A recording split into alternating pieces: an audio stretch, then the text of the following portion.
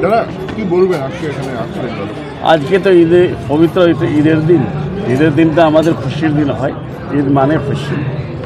30টা রোজা রাখার পর আমরা সবসময় রোজাতে প্রেয়ার করি, দোয়া চাই আল্লাহর কাছ থেকে যে পুরো পৃথিবী, পুরো ভারত আমাদের, পুরো পশ্চিম বাংলা, পুরো আমাদের জেলা, পুরো ইসলামপুর সব জেলা, পুরো আমাদের গোয়ালপুকুর, পুরো খাগড় গ্রাম পঞ্চায়েত বিপরী সব লোক যারা রোজা রেখেছিলেন, যারা 30 দিন না খেয়ে শুধু প্রেয়ার করেছিলেন, প্রেয়ার বড়া করেছিলেন ভারতের শান্তির জন্য, ভারতের কামনার জন্য, পশ্চিমবাংলায় কী করে শান্তি থাকবে এটার জন্য প্রেয়ার করেছিলেন। 30টা দিন প্রার্থনা করেছিলেন আল্লাহর কাছে। আর এই 30টা রোজা আর প্রেয়ার, প্রার্থনা, ইবাদত আল্লাহ কবুল করে তারপরে আমাদের বাংলাতে আমরা শান্তি হিসাবে কী করে থাকি, সুখ শান্তি হিসাবে, তারপরে আমরা নিজের কাজে কী করে ভালো করে করতে পারি, কাজে আমরা বেশি ডিভোটেড হয়ে যাই। আর ছেলে মেয়েদের ভবিষ্যতের জন্য এডুকেশন শিক্ষা সবথেকে ফার্স্ট প্রায়োরিটি। এডুকেশন না হলে, শিক্ষা না হলে বিজনেস হবে না, বিজনেস না হলে দেশের অর্থনীতি ভালো হবে না, দেশের অর্থনীতি ভালো না হলে আমরা দেশবাসীরা কমজোর হয়ে যাব। যার জন্য আমরা সবসময় প্রার্থনা করি বিজনেসটা ভালো হোক, শিক্ষাটা ভালো হোক।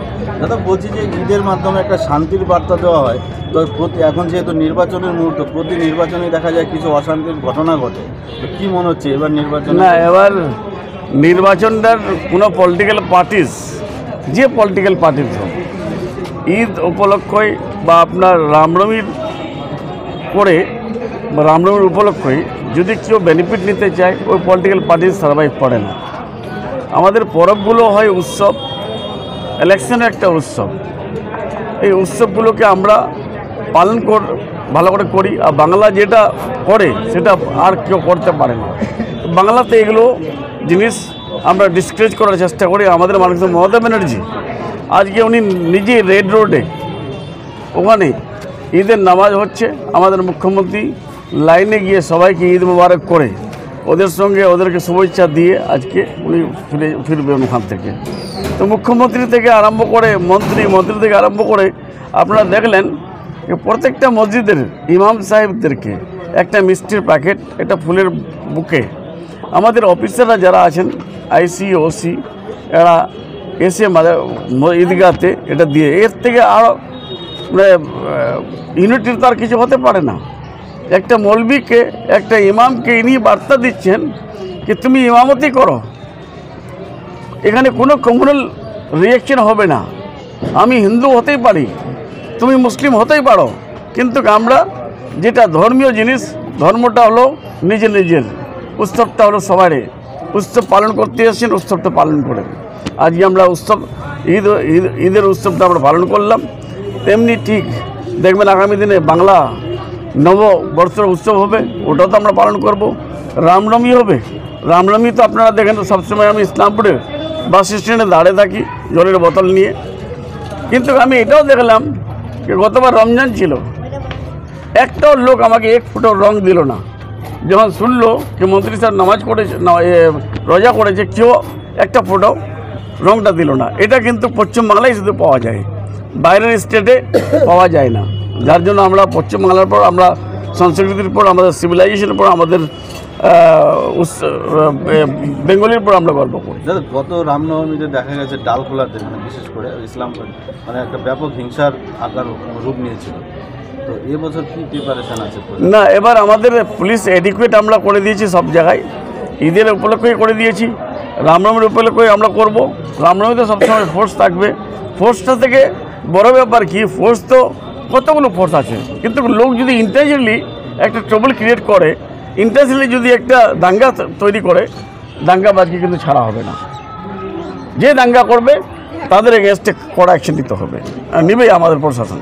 দাদা দিদি বলে দিই, অন্য বিষয়ে যাচ্ছি, বলছি যে এবার যে নির্বাচনের প্রথম 3 জন প্রার্থী বিভিন্ন দল বদল করা আর কি, সে কংগ্রেস হোক, তৃণমূল হোক বা বিজেপি হোক, তারা একসময় অন্য কোনো দলে ছিল, তো এবার আপনাদের প্রার্থী যেন দল বদল না করে তার জন্য কোনো মানে বিশেষ না, কোনো- আমি একটা কথা বলবো তোমাদেরকে, ঈদের সময় এটা প্রশ্ন জিজ্ঞাসা করা ঠিক হয়নি, তাও আমি বলছি যে তোমরা তিনটা বলে তিনটা দল বদল করে আসছে, কিন্তু দুজন, একজন হেরে জামানত বাজেয়াপ্ত করে উনি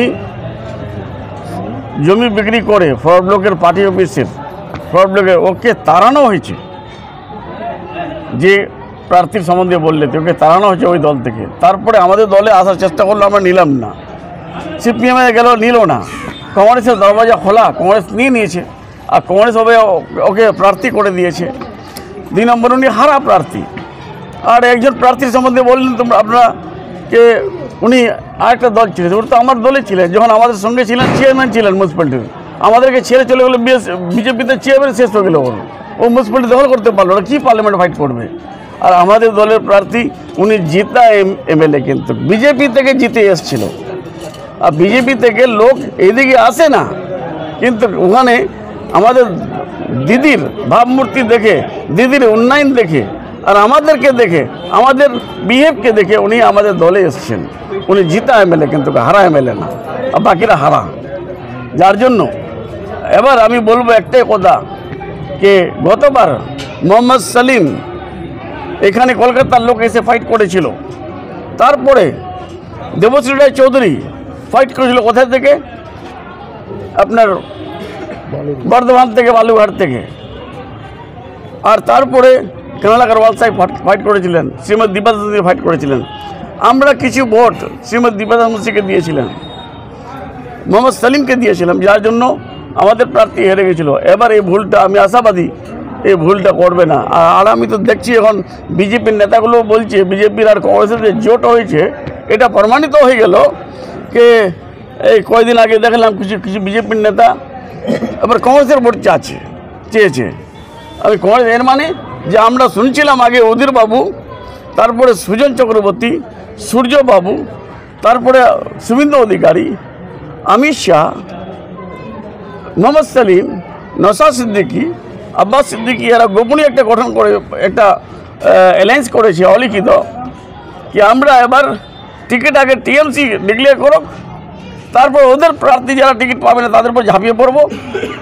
2 নম্বর, সংখ্যালঘু ভোটটাকে এদিক ওদিক করতে হবে। এই সংখ্যালঘু ভোট যদি এদিক ওদিক করে নিই আমরা, তো আমরা ইলেকশন আমরা জিতে যাব।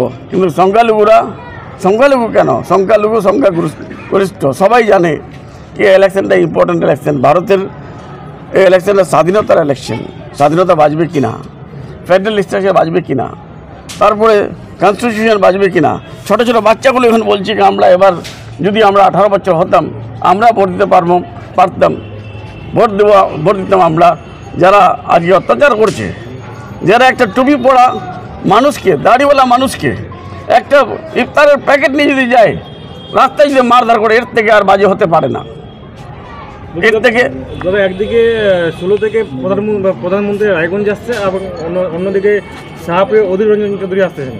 দেখো, প্রধানমন্ত্রী আসুক বা হোম মিনিস্টার আসুক, এখানে বাংলাতে ওরা বাংলা ছাড়া ওইদিকে শেষ হয়ে গেছে।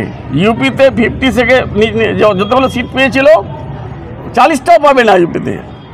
বিহারে 39টা সিট পেয়েছিল, 39টা সিট পেয়েছিল এবার 10টাও পাবে না। বিহার, ইউপি, রাজস্থান, গুজরাট, মধ্যপ্রদেশ সব ওইদিকে, সাউথে তো সিটে নেই। এবার ওরা মনে করছে যে বাংলাতে কিছু সিট নেব, তো বাংলাতে অত সহজ না। মমতা ব্যানার্জি, ওনার নাম হলো মমতা ব্যানার্জি, যেদিন কংগ্রেস ছেড়ে এসেছিলেন, ছাড়ার পর কংগ্রেসটা শেষ হয়ে গেল, তারপরে লেফট ফ্রন্ট কংগ্রেসের সঙ্গে লড়াই করলে, লেফট ফ্রন্ট শেষ হয়ে গেলে কংগ্রেস শেষ হয়ে গেলো, এবার বিজেপির সঙ্গে লড়াই হয়েছে, বিজেপি শেষ হয়ে গেছে। ঠিক আছে। না, সবাইকে আজকে আমার তরফ থেকে ঈদ মুবারক। আমরা আজকে ঈদের নামাজ পড়লাম এখানে বিপরীত জামে মসজিদে, আর গোয়ালপুকুরে যত ঈদগাহ আছে সবাই আজকে ঈদ পড়লো, আর শান্তিভাবে সবাই ঈদ আদা করলো। আমরা রমজান মাসে রোজা রাখলাম, তারাবি নামাজ পড়লাম, ইবাদত করলাম আল্লাহ ভগবানের। সেজন্য আল্লাহর কাছে আমরা আজকে দোয়া চেলাম যে যেন সবাই সুস্থ থাকি, সবাই যেন ভালো থাকি, আর আমাদের বাংলা যেন শান্তি থাকে, আমাদের ভারত যেন শান্তি থাকে। এটার জন্য আমরা দোয়া করলাম। বলছিলাম যে 16 তারিখে একদিকে মোদির সভা রয়েছে রায়গঞ্জে এবং অন্যদিকে অধীর রঞ্জন চৌধুরী দেখেন, গোয়ালপুকুরে সভা করবেন। আমি একটা কথা বলছি, আজকে ঈদ পড়লাম আমরা 30 দিন রোজা করে, সেজন্য আমি অন্য পলিটিক্যাল কথা বলতে চাচ্ছিলাম না। যখন বলে দিলেন আপনারা, দেখেন এখানে মোদি আসুক বা অধীর রঞ্জন চৌধুরী আসুক, কারো দাল গলবে না। এখানে শুধু মমতা ব্যানার্জি সবার বাড়িতে অ্যাকাউন্টে টাকা ঢোকাই দিয়েছে, 500 থেকে 1000, 1000 থেকে 1200, রেশন ফ্রি করে দিয়েছে। যে মেয়ের বিয়ে হয় 25,000 টাকা পায়, যে মেয়ে মাধ্যমিক পাস করে 25,000 টাকা পায়। কৃষক বন্ধুর চেক 5,000 থেকে 10,000 করে দিয়েছে। আর আপনার সবুজ সাথী সাইকেল বাচ্চারা পাচ্ছে স্কুলে। সেই জন্য মমতা ব্যানার্জি উন্নয়ন ঘরে ঘরে আছে। সেই জন্য এখানে মোদি বা অধীর রঞ্জন চৌধুরী আসলে কোনো দাল গলবে না এখানে।